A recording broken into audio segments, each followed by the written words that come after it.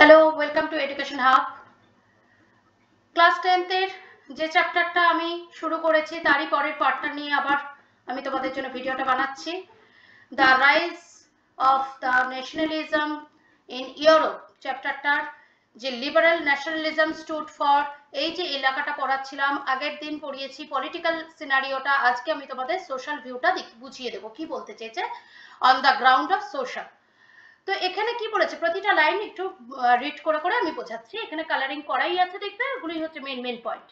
Yet equality before the law did not necessarily stand for universal suffrage. যদিও যে রাইটটা ওরা চেয়েছিল যে বিফোর দ্য ল সবাই সমান থাকবে, কিন্তু সেটা কিন্তু ঠিক সেভাবে ইউনিভার্সাল সাফরেজের সাথে যায়নি, মিল খায়নি। মানে এটা কি সাফরেজ কথাটা মানে কি? রাইট টু ভোট, মানে ভোট দেওয়ার ক্ষমতা। সেটা কিন্তু তোমরা আগের বার ক্লাস 9এও পড়ে এসেছো, ফ্রান্সে ভোট তারাই দিতে পারতো যারা প্রপার্টি ওনিং মেন ছিল, ঠিক আছে, এবং যাদের কোনো প্রপার্টি ছিল না, non propertied men and women were excluded from the right to voting. তো তাদেরকে এখনো পর্যন্ত এখনো পর্যন্ত কিন্তু সেইভাবে সেই ক্ষমতাটা পায়নি। এখানে সেটাই বলতে চেয়েছে। You will recall that in revolutionary France which marked the first political experiment in liberal democracy, the right to vote and to get elected was granted exclusively to property owning men. Men without property and all women were excluded from political rights. তাহলে এটাই বললাম যে যাদের কাছে কোনো property ছিল না এবং ওমেন যারা, তাদের কোনো রকম ক্ষমতা দেওয়া হয়নি।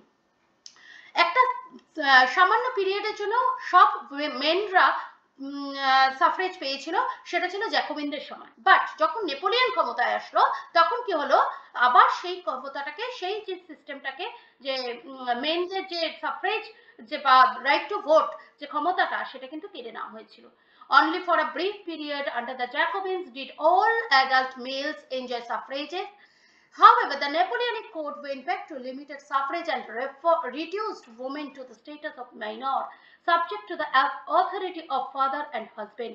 তাদেরকে শুধুমাত্র বাবা বা স্বামী, একজন ঘরের একটা রিলেটিভস বা রিলেশনস ছাড়া কিন্তু আর কোনোভাবে ভাবা হতো না। তাদের কোনো পলিটিক্যাল কোনো রেকগনিশন তারা পায়নি কোনোদিনই।